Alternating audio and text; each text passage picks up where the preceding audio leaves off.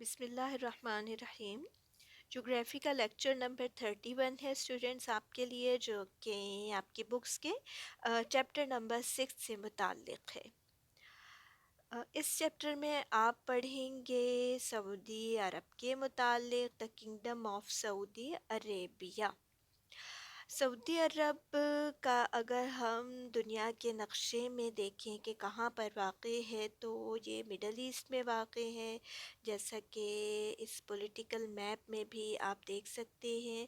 آپ کو جزیرہ نما عرب میں یہ سعودی عرب کا ملک نظر آئے گا، اور جزیرہ نما پیننسولر کو کہتے ہیں۔ پیننسولر آف عربیہ کے تقریباً 80% رقبے پر، 80% رقبے پر ہمیں سعودی عرب کا ملک پھیلا ہوا دکھائی دیتا ہے۔ اس کے مغرب میں بحیرہ قلزم ہے، جسے کہ ریڈ سی بھی کہا جاتا ہے، اور مشرق میں خلیج فارس ہے، گلف کا ایریا ہے، golf of Persia, Persian golf بھی کہا جاتا ہے اسے، اور متحدہ عرب امارات بھی ہیں، یونائٹڈ عرب ایمریٹس، یو اے ای جنہیں آپ کہتے ہیں۔ اور اگر ہم اس کے یہاں شمال کی طرف اگر آپ دیکھیں تو آپ کو نظر آئے گا کہ یہاں پر شمال میں اردن ہے، جارڈن ہے، عراق ہے، کویت کا ملک واقع ہے۔ اسی طرح جب ہم اس کے شمال کی طرف آتے ہیں، شمالی علاقوں کی طرف، تو یہ آپ دیکھیں گے کہ شمال میں آپ کو یہاں پر یہ یمن کا علاقہ نظر آئے گا، اور یہاں پہ یہ عمان بھی واقع ہے۔ اسی طرح جب آپ دیکھتے ہیں کہ یہ سمندر کون سا ہے، تو جی بتائیے کون سا سمندر ہے یہ؟ بالکل صحیح، یہ عریبین سی ہے۔ اور عریبین سی کس میں واقع ہے؟ عریبین سی جو ہے وہ واقع ہے کہاں پر؟ سوچ کے بتائیے جی، کہاں واقع ہے؟ معلوم ہے آپ کو؟ جی شاباش، بالکل صحیح، یہ واقع ہے بحر ہند میں، ٹھیک ہے۔ اسی طرح سے جب ہم تھوڑا بہت جائزہ لیتے ہیں اس کے طبعی خد و خال کا، تو ہمیں یہ معلوم ہوتا ہے کہ یہ تقریباً جو ہے 26 لاکھ مربع کلومیٹر کی وسعت میں پھیلا ہوا علاقہ ہے، اور سعودی عرب کا جو کل رقبہ ہے جو اس پر واقع ہے وہ 2.2 ملین مربع کلومیٹر کے رقبے میں پھیلا ہوا ہے۔ اور دیکھا جائے تو یہ سعودی عرب جس سطح مرتفع پر واقع ہے، یہ سطح مرتفع عرب کہلاتا ہے، اور یہ بہت بڑا ایک چٹانی علاقہ ہے، جو کہ اوپر سے ریگستانوں سے، ریگزاروں سے، ریت سے کورڈ ہے، ریت سے ڈھکا ہوا ہے، جو کہ چٹانوں کی شکست و ریخت کی وجہ سے وجود میں آئی ہے۔ اور یہ بات بھی عام ہے کہ عرب میں جو مستقل دریا ہیں ان کا کوئی وجود نہیں ہے، لیکن یہ کہ کافی وادیاں سی بنی ہوئی ہیں، جو کہ کٹے پھٹے علاقے کچھ اس قسم کے ہیں کہ جب کبھی یہاں پر تیز بارش ہو جاتی ہے تو پانی تیزی سے ان وادیوں میں بہہ نکلتا ہے۔ تو اس کا مطلب یہ ہوا کہ یہ بات یاد رکھنے کے قابل ہے کہ یہاں پر کوئی مستقل دریا نہیں بہتا، ٹھیک ہے۔ The Arabian Peninsula is essentially a huge tilted block of rock, highest in the west and sloping gradually down to the east. Most of this slab of rock is covered with the sand of several large deserts. Saudi Arabia's landscape also contains mountain ranges, flat coastal plains, and the rocky remains of hardened lava flows. The country's climate is hot and dry, and there are no permanent rivers or lakes. ٹھیک ہے نا، یہ بات یاد رکھنے والی ہے۔ اسی طرح پولیٹیکل میپ میں جب ہم دیکھتے ہیں یہاں کے دارالخلافے کے بارے میں، تو ہمیں یہ معلوم ہوتا ہے کہ جو ریاض کا ملک ہے، یہ آپ کو نظر آئے گا یہاں پر، جو کنٹری ہے ریاض کا، یہ یہاں پر اس جگہ پہ، ٹھیک ہے، یہاں پہ۔ تو یہ یہاں کا دارالخلافہ کہلاتا ہے، یہاں کا کیپٹل ہے۔ اور جب بات آتی ہے اسلامی دارالخلافے کی تو یہ آپ دیکھیں گے کہ یہاں پر آپ کو مکۃ المکرمہ دکھائی دے گا۔ تو اسلامی دارالخلافہ جو ہے وہ ہے مکۃ المکرمہ۔ تو امید ہے کہ آپ کو جزیرہ نما عرب اور اس میں واقع ملک سعودی عربیہ کے بارے میں، اس کی لوکیشن کے بارے میں ضرور کچھ معلومات حاصل ہو گئی ہیں۔ اب بات کرتے ہیں یہاں کی آبادی کے بارے میں اور آبادی کی خصوصیات کے بارے میں۔ تو جیسا کہ آپ کے سامنے یہ آبادی والا نقشہ ہے، تو اس کو دیکھ کر یقیناً آپ کو اندازہ ہو رہا ہوگا کہ کہاں پر کون سے علاقوں کے اندر آبادی کی کنسنٹریشن زیادہ ہے اور کن علاقوں کے اندر بتدریج جو ہے آبادی کم ہوتی جاتی ہے، اور کچھ تو صحرائی علاقے ایسے ہیں، دور دراز کے علاقے جہاں پر کہ آبادی بہت ہی کم ہے۔ تو سعودی عرب کے اندر ہم دیکھتے ہیں کہ پہلی جو مردم شماری ہوئی تھی وہ 1974 1974 میں ہوئی تھی، اور اس کے مطابق وہاں کی جو کل آبادی تھی وہ 70,12,642 افراد پر مشتمل تھی۔ ان میں سے جو 51,28,655 افراد تھے انہیں مقیم تصور کیا گیا، اور جو ان میں سے 18,83,987 افراد تھے انہیں خانہ بدوش سمجھا جاتا ہے، یعنی وہ لوگ جو کہ مستقل طور پر کسی جگہ پر آباد نہیں تھے۔ اس کے بعد جو 2016 کے اعداد و شمار ہمارے پاس موجود ہیں اس کے مطابق آبادی کا تخمینہ 32.16 ملین افراد پر مشتمل ہے، اور ان میں سے جو لوگ ہیں ان کا نصف جو ہے وہ یمن، عاصر اور مسقط کے علاقوں میں کوہستانوں میں آباد نظر آتا ہے۔ اور دوسرا یہ کہ بدو لوگ جو وہاں پر دور دراز رہتے ہیں ان کی صحیح تعداد جو ہے وہ ابھی تک بھی نامعلوم ہے۔ اور شہری آبادی کے لحاظ سے دیکھا جائے تو اندازاً 60 لاکھ سے زیادہ افراد شہروں میں بستے ہیں۔ باقی کسان ہیں جو کہ منتشر ہیں، مختلف جگہوں میں پھیلے ہوئے ہیں، مختلف نخلستانوں میں رہتے ہیں۔ آپ کو پتہ ہے نخلستان کیا ہوتا ہے؟ نخل کسے کہا جاتا ہے؟ کھجور کو۔ اور جہاں پر کھجوروں کے بہت سے درخت ہوتے ہیں، جہاں پر کچھ پانی کی فراہمی ہوتی ہے یا قدرتی طور پہ یا کسی اور طریقے سے جہاں پر کہ زراعت کی گئی ہے یا درخت قدرتی طور پر لگے ہوئے ہیں یا وہاں پر نخلستان اگائے گئے ہیں، درخت لگائے گئے ہیں، نخلستان بنائے گئے ہیں، تو وہ ایسی جگہوں کو جہاں سبزہ ہوتا ہے صحرا میں، جہاں پانی میسر ہوتا ہے، اسے اویسز یا نخلستان کہا جاتا ہے۔ تو باقی لوگ جو ہیں وہ خانہ بدوش عام طور پر ریگستانوں میں زندگی گزارتے ہیں، اور مستقل آبادیوں سے اگرچہ ان کا رابطہ ضرور ہوتا ہے لیکن وہ مستقل طور پر ان آبادیوں میں آباد شہروں میں آباد نہیں ہوتے۔ اور اب تو جیسے کہ وہاں پہ بھی بہت تیزی سے ترقی ہو رہی ہے اور بہت تبدیلیاں وقوع پذیر ہو رہی ہیں، معاشی اعتبار سے بھی لوگ جو ہیں وہ زیادہ مستحکم ہوتے جا رہے ہیں، تو لوگوں کے طرز زندگی میں بھی بہت تیزی سے تبدیلی آ رہی ہے۔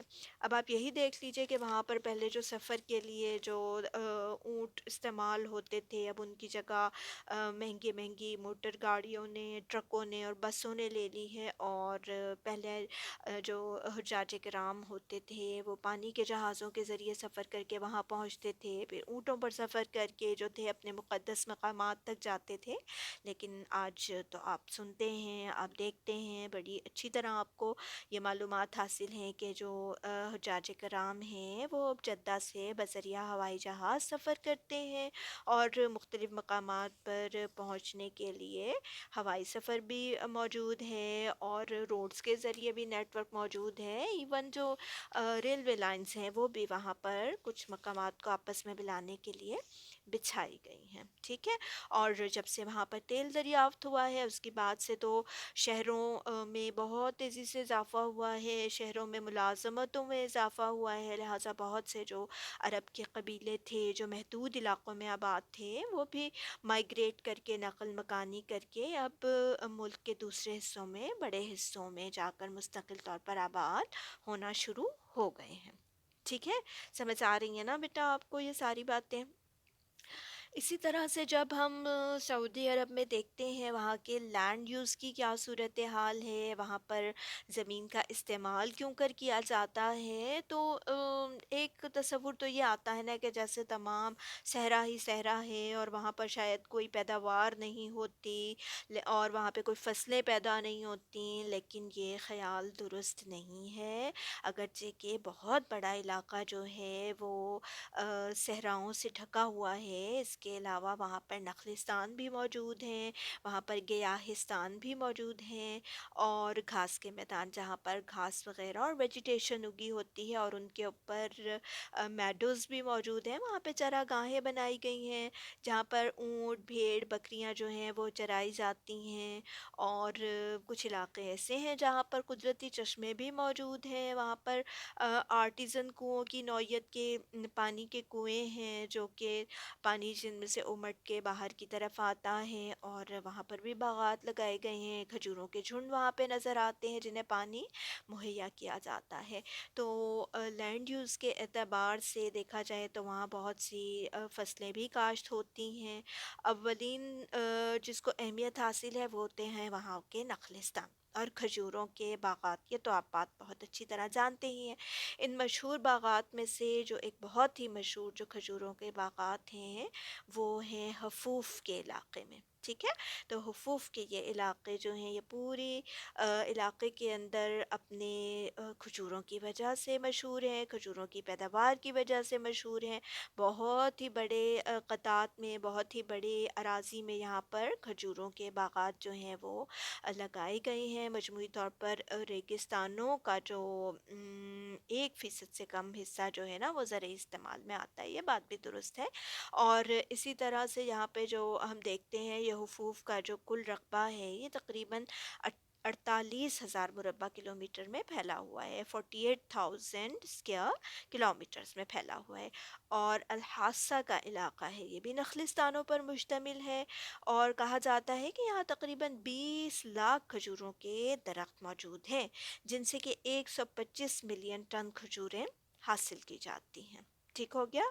اور جو ابھی ہم بات کر رہے تھے یہاں کی زرعی پیداواروں کی، تو یہ والے اس والے میپ میں آپ دیکھ سکتے ہیں کہ کہاں جہاں پر بہت زیادہ مطلب ووڈ لینڈ فارسٹ بھی ہیں، یہ جو ڈارک گرین ایریاز ہیں، میڈوز ہیں، پیسچرز ہیں لائٹ گرین میں، اور یہ اولیو گرین میں ہی آپ کو اریگیٹڈ فارمنگ کے ایریاز نظر آئیں گے. پھر کچھ رف گریزنگ اینڈ نومیڈک ہارڈنگ جہاں پر ہوتی ہے، بھیڑ بکریاں پالی جاتی ہیں، جو بدو لوگ پالتے ہیں وہ بھی آپ کو یہ پنک کے شیڈ میں نظر آئیں گی. پھر کچھ ویسٹ لینڈ ایریا ہے. اس کے علاوہ کچھ اویسز ہیں، نخلستان ہیں، ڈیٹس کے ایریاز ہیں، فروٹس کے ایریاز ہیں، ویجیٹیبلز بھی گرو ہوتی ہیں، اور ویٹ بھی کلٹیویٹ کی جاتی ہے. ٹھیک ہو گیا. تو گندم، جو، سارغم، باجرا، ٹماٹر، تربوز، کھجوریں، انگور، مختلف قسم کی سبزیاں یہاں پر کاشت ہوتی ہیں. اور جو بھیڑ بکریاں پالی جاتی ہیں ان سے جو ڈیری پروڈکٹس حاصل ہوتی ہیں، اور اسی طرح سے مرغیاں بھی مختلف قسم کی پالی جاتی ہیں، ان سے انڈے گوشت بھی حاصل کیا جاتا ہے. ٹھیک ہو گیا. اور اس کے علاوہ جو سعودی حکومت ہے وہ بھی بہت زیادہ ایسے پلانس بنا رہی ہے، ایسی کوششیں کر رہی ہے کہ جن کی وجہ سے جو خشک ریتلی زمین ہے اس کو آپاشی کے ذریعے بحال کیا جائے، وہاں پہ کاشتکاری عمل میں لائی جائے، اور کچھ پانی کی نکاسی کا نظام، اور جو سینڈ ڈیونز ہوتے ہیں نا جن کو ہم حرکتی ریت کے ٹیلے کہتے ہیں، تو اس کو بھی کنٹرول کیا جاتا ہے کہ ان کو بھی کسی طرح کور کر کے، یا ان کے اوپر راکس کی لیئرز جو ہیں وہ بہت بڑے بڑے پتھروں کی لیئرز ان سے ان کو کور کیا جاتا ہے اور ان پہ کوٹنگ کی جاتی ہے، تاکہ ریت جو بہت زیادہ اڑتی ہے اور اڑ کر فصلوں کو یا آس پاس کی جو کنسٹرکشنز ہیں انہیں خراب کرتی ہے، تو اس کو بھی روکا جا سکے، اس کا بھی روک تھام کیا جا سکے. آپ کو پتہ ہے نا کہ ریت جب اڑتی ہے تو ڈیونز جو ہیں وہ حرکت کرتے ہیں، یا پارٹ 1 میں بڑی اچھی طرح سے جو ہے وہ پڑھ چکے ہیں کہ سینڈ ڈیونز کیا ہوتے ہیں، ریت کے ٹیلے کیا ہوتے ہیں، کتنی اقسام کے ہوتے ہیں اور کس طرح سے وہ موومنٹ کرتے ہیں. تو وہ کنسٹرکشنز کو کور کر دیتے ہیں. یہ سڑکوں جہاں پر سر روڈز بنی ہوتی ہیں وہ ریت سے کور ہو جاتی ہیں. تو بہت ساری طرح سے اس کی حرکت کو بھی کنٹرول کرنے کی کوشش کی جاتی ہے. اور جیسا کہ میں نے آپ کو پہلے ہی بتایا کہ چھوٹی بڑی فصلوں کی کاشت کے علاوہ جو ڈیری پروڈکٹس ہیں ان کے اندر بھی اب سعودی عرب کو اہمیت حاصل ہوتی جا رہی ہے. ملکی ضروریات کا بڑا حصہ جو ہے وہ پورا کرنے کی کوشش کی جاتی ہے. اور بہت سے تحقیقاتی اور توسیع پروگرام حکومت کے عمل میں لائے جا رہے ہیں. تو یہ تو میں نے آپ کو بتایا وہاں پہ لینڈ یوز کی کیا صورتحال ہے. نیکسٹ ہم دیکھتے ہیں کہ سعودی عرب میں نیچرل اینڈ انرجی ریسورسز جو ہیں ان کی کیا کیفیت ہے. تو یہ دیکھنے سے ہمیں معلوم ہوتا ہے کہ سعودی عرب کو اللہ تعالیٰ نے بہت سی طاقت دی اور کئی ایک قدرتی وسائل سے بھی نوازا ہے. اس کے اندر ہم یہ دیکھتے ہیں کہ یہاں پر جو معدنیات ہیں مختلف اقسام کی، وہ کون کون سی معدنیات پائی جاتی ہیں. اور یہاں پر ہم دیکھیں گے کہ جو قدرتی گیس ہے یا جو پٹرولیم ہے وہ کن علاقوں سے نکالی جاتی ہے، دیگر معدنیات کون سی ہیں، تو اس پر بھی ایک نظر ڈال لیتے ہیں. تو طاقتی وسائل کے ضمن میں ہم دیکھیں تو ہمیں یہ معلوم ہوتا ہے کہ سعودی عرب کی معدنیات میں خام تیل کو بہت ہی زیادہ اہمیت حاصل ہے، پٹرولیم کو. اور پٹرولیم کے ضمن میں یہاں پر ایک عربین امریکن آئل کمپنی ہے جسے کہ ارامکو کہا جاتا ہے.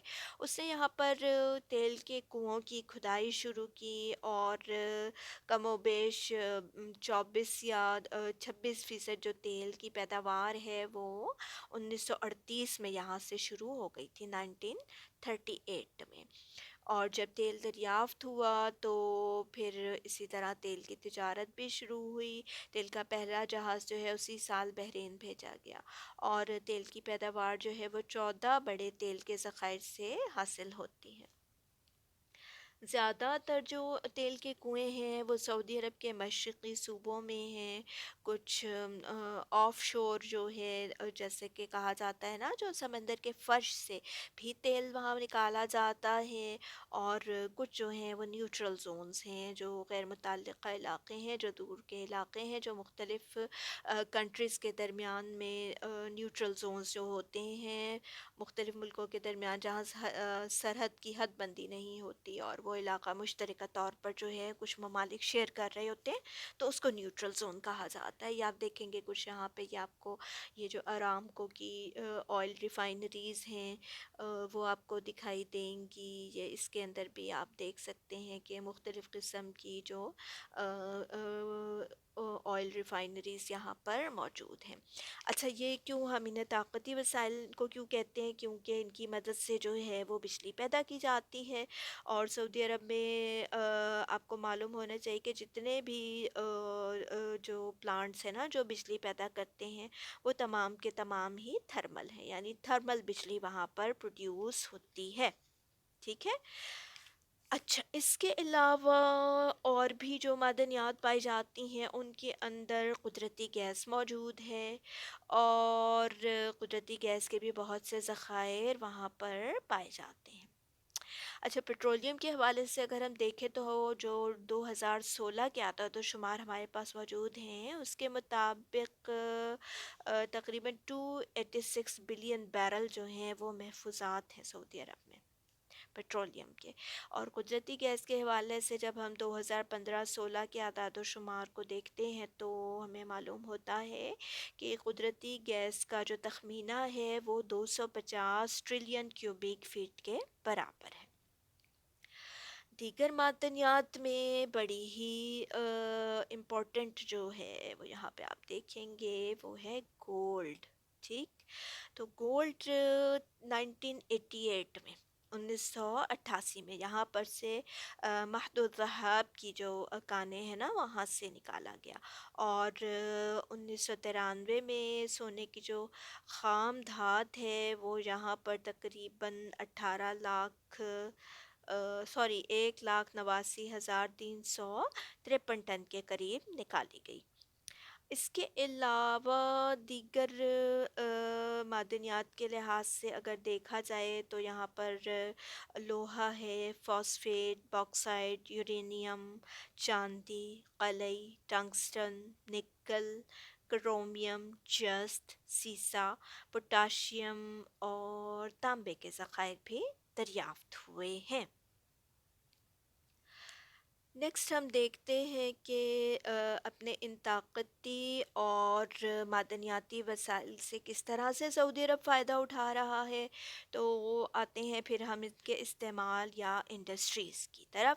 تو انڈسٹریز جب ہم دیکھتے ہیں صنعتی لحاظ سے دیکھا جائے سعودی عرب کو، تو دو طرح کی صنعتیں یہاں پر بہت زیادہ اہم ہیں۔ آپ کو معلوم ہے نا، جس طرح کا خام مال جس ملک میں میسر ہوتا ہے وہاں پر ویسی ہی صنعتیں جو ہیں وہ ترقی و ترویج پاتی ہیں۔ تو سعودی عرب میں دیکھا جائے تو دو طرح کی صنعتیں جو ہیں وہ ترقی کر رہی ہیں۔ ایک تو وہ ہیں جن کے اندر کے پٹرولیم اور پٹرولیم کی پروڈکٹس جو ہیں وہ بطور خام مال کے استعمال ہوتی ہیں، اور ایسی صنعتوں کو پیٹرو کیمیکل انڈسٹریز کہا جاتا ہے۔ چنانچہ پیٹرو کیمیکل اور ایسی صنعتیں جن میں معدنی تیل استعمال ہوتا ہے، تو وہ تقریباً یہاں پر سعودی عرب میں 8 جو صنعتی شہر ہیں وہ قائم ہیں۔ ان میں سے 2 شہر جو ہیں وہ الجبیل میں، اور اہم جو شہر اس کے علاوہ ہیں مراکز وہ ہیں یامبور میں، یہ آپ دیکھیں گے یہاں پر، ٹھیک ہے، پیٹرو کیمیکل انڈسٹریز ہیں اور یہ جامبو کا علاقہ ہے۔ تو 1996 میں 1996 میں جوبیل میں 15 بڑے پلانٹ اور دیگر صنعتی سہولتیں، مثلاً ڈیسیلینیشن پلانٹ اور پیشہ ورانہ تربیتی ادارہ ووکیشنل ٹریننگ انسٹیٹیوٹ اور کالج بھی قائم کیا گیا۔ اور جو میں نے آپ کو بتایا یامبو کا جو علاقہ ہے، یہاں پر 3 بڑے تیل صاف کرنے کے کارخانے ہیں۔ یہ جو یامبو ہے نا، یہ آپ دیکھیں گے یہ یہاں پہ یہ ایک پورٹ سٹی ہے، ٹھیک ہے۔ اور ایک پیٹرو کیمیکل کامپلیکس بھی قائم کیا گیا ہے، اور اس کے علاوہ ان کارخانوں کی جو مصنوعات ہیں ان میں بہت سے کیمیائی مرکبات شامل ہیں، کچھ پلاسٹک کی پروڈکٹس ہیں، کچھ صنعتی گیس، کچھ فولاد اور دیگر دھاتی اشیاء بھی یہاں پر بنائی جاتی ہیں۔ اور 2013 کے اعداد و شمار کے مطابق یہاں پر جو فیکٹریاں کام کر رہی ہیں ان کی جو تعداد ہے وہ 6471 ہے، اور جو کام کرنے والے افراد ہیں ان کی تعداد 8,43,912 افراد پر مشتمل ہے۔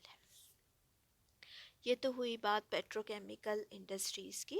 پیٹرو کیمیکلز کے علاوہ دوسری جو انڈسٹری ہے جو بہت ہی زیادہ اہمیت یہاں پر اختیار کر چکی ہے، وہ ہے یہاں پر کنسٹرکشن کی صنعت، یعنی تعمیرات کی صنعت۔ یہاں پر اس کا کچھ ڈیٹا آپ کے سامنے ہے، یہاں سے آپ ڈیٹا دیکھ سکتے ہیں۔